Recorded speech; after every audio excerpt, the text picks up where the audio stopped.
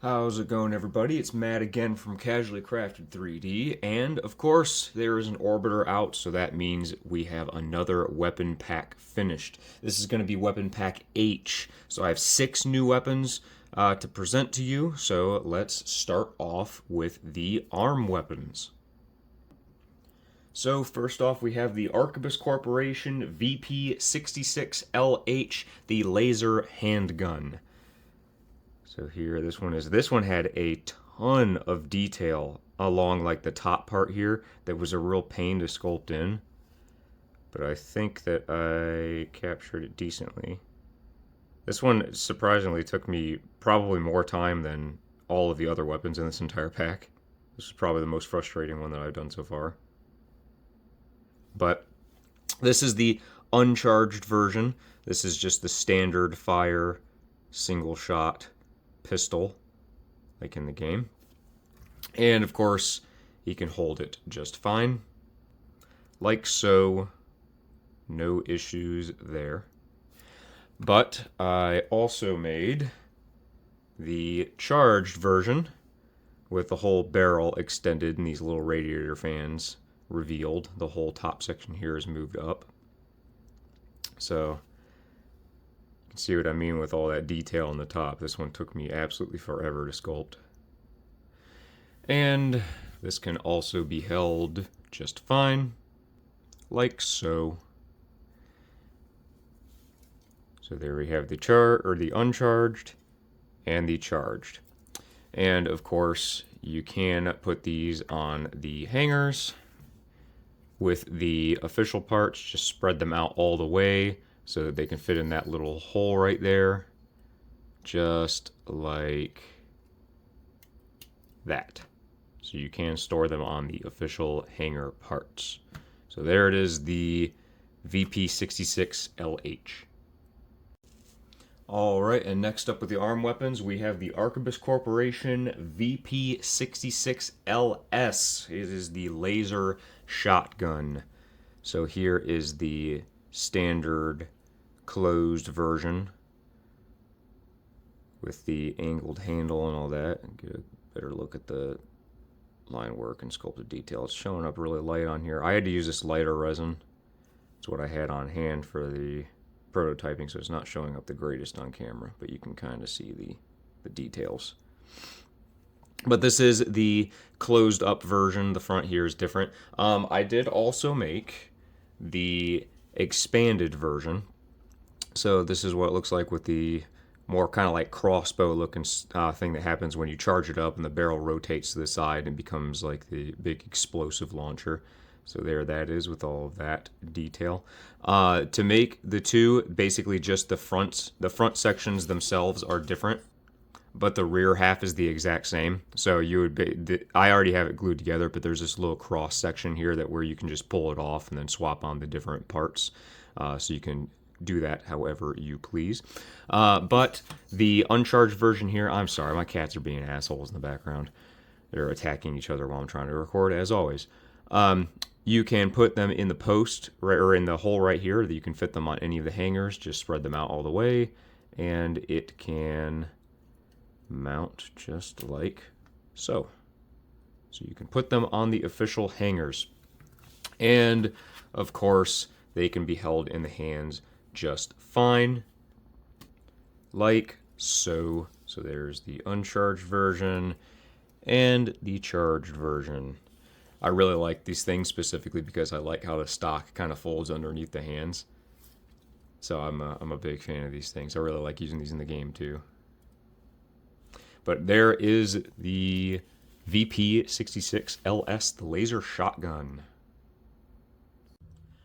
Alright, and lastly for the arm weapons, we have the Balaam Industries PB033M Ashmeid pile bunker. So I made the pile bunker. This is the collapsed version with the rod all the way inside, of course, and just for shits and giggles, I figured I would show off here is Bandai's version that was already released. So there we have them next to each other. But, of course, mine has a whole bunch of extra goodies. Just to show, you can plug it in the exact same way that Bandai's works. With that little slot, it will go into any of the hangers, but you have to actually make sure that the hanger parts are in all the way to fit between these two little sections here. And it will go on the hangers just fine.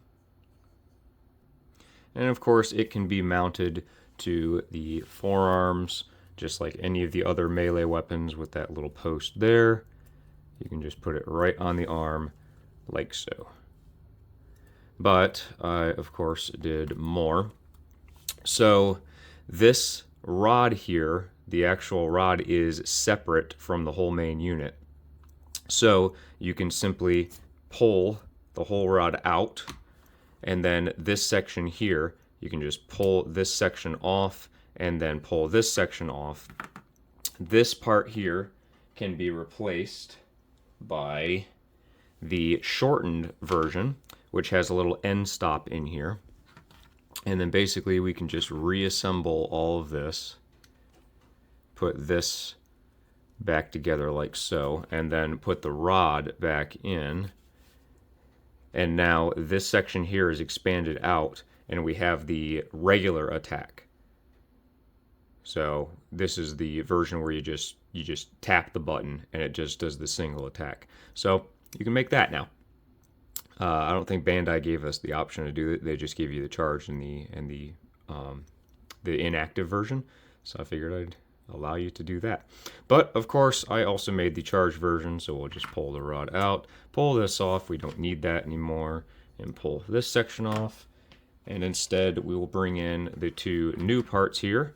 So we have the expanded little arm section that will just plug right onto that. And then the opened, I don't know what you call these, the injectors or whatever, just put it on right like that. And then the rod will just feed through, once again hitting that end stop, and the very tip here will extend. And then there is the charged pile bunker. Oops. Of course, this is tolerance for paint, so everything's going to be a little loose until after it gets painted, and then it can all fit together a little bit better. But there's the charged pile bunker, which of course can be put in the arm slot just like the other version. No, this doesn't want to stay on. There we go. So there you go. The pile bunker. Alright, so let's get into the back weapons now. So first off, we're going to start with the Furlong Dynamics BML G1/P29 CNT Container Missile Launcher. So here we have this guy, and this thing can do quite a bit. Obviously, this one had a lot of sculpted detail I had to work in.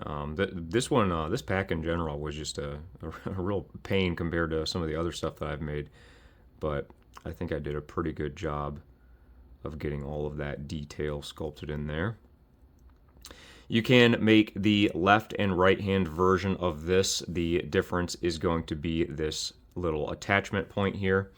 This little bar right here, there's one for either side, so you can swap it with this part and it will fit in with just these two little pegs there.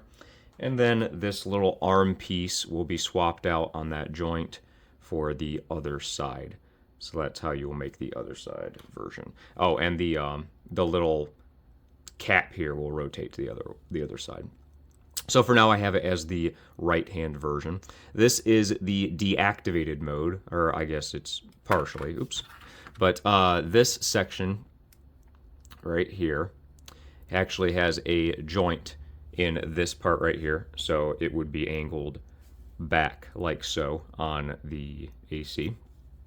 But to get it to the activated mode, what we're going to do is pop it off of this part right here, and it'll move to this rear slot like so. And then this entire section here will move on the sliding mechanism up just slightly. And then this little cap here is on a joint, so you can open that up and reveal the container missile in there. So that is the activated mode. And of course, it can go on any of the mounts. So there, that is this monster of a weapon. But there is the container missile launcher. Okay, and next up we have the Weiss and Cohen Plasma Laboratory, the VCPL VVC700 LD, the laser drone module. So here's the right-hand side version, all closed up. This is the inactive mode, and of course, here is Bandai's that came with their weapon pack. So I think it did a pretty good job of replicating it. But of course, that's all that you can do with the Bandai version. There's no other parts that you can put on there to make it do anything. But I'm a maniac, so I wanted to make all of the drones be deployable. So I also the parts to make the right and left hand version. There is a different arm here that will go on the other side because it is different, and also on the back here, if you can see inside, the little drone modules in there are arranged differently per side. So I made swappable parts here. This entire section just comes out so you can make the other side. But I also made this part here, which has all of the bays open where all the drones would be sitting in. It stores 6 of them at a time. And then also these little vent covers here. These are the cap version. They can just be glued on there. But then I also made, I just have a separate one here to show, where the vents are splayed out for like when you make the charged mode. So this is what that would look like with all of these parts, or with those parts on. So we have the inactive mode and then the active mode where everything is opened up for all the drones. But then, of course, I did make all of the drones themselves. So first off, we have the just standard single drones. They're very, very tiny. Here we have, maybe it'll focus. Come on, focus, please. I don't know if it's going to do it. There we go. Kind of, you can't really see it, but there's a lot of detail that I sculpted into these things, even though they're so tiny. But you can attach them to any 1mm rod like so, and then they can plug into the holes back here like so. And that's what it looks like with just one. But of course, you can put all 6 drones on any wire of your choice. I only have this silver wire. I'm sure that it would look a lot better in like clear wire or black wire, but you get the idea. There is all 6 of the drones deployed. But we can also take all of these out because I made the charged version as well. So when you charge up the drones in the game, 3 of them combine into this kind of like, I don't know, very Star Wars looking-esque type of drone. Oh, you can see a little bit of the detail there now. I don't know why it's showing up now on camera, but you can see a little bit there. But basically it attaches the exact same way with a 1mm wire, and you can put these on any of the posts like so. So there's 1, but of course there are 6 drones, which means 2 combined drones when they are fully charged. If I can get it in there, there we go. So then there you have the 2 charged drones. So I'll take these off so I can show. It does, of course, plug in just fine on any of the AC mounts. So you can put these on any of your ACs as well. So there you go. A little more went into these guys, but there are the laser drone units. All right, and last but not least, For the back parts is the Takegawa Harmonix SI27, the SUR8 pulse shield. This big ol' unit. This is the same pulse shield that Iguazu uses with Headbringer and with Mind Gamma. So this one turned out pretty good, I think. This is the inactive version, so nothing too crazy going on here. It does plug into any of the mounts, like so, and it sits quite far off of the back, but you know, that's how it was designed in game, so that's how it does here.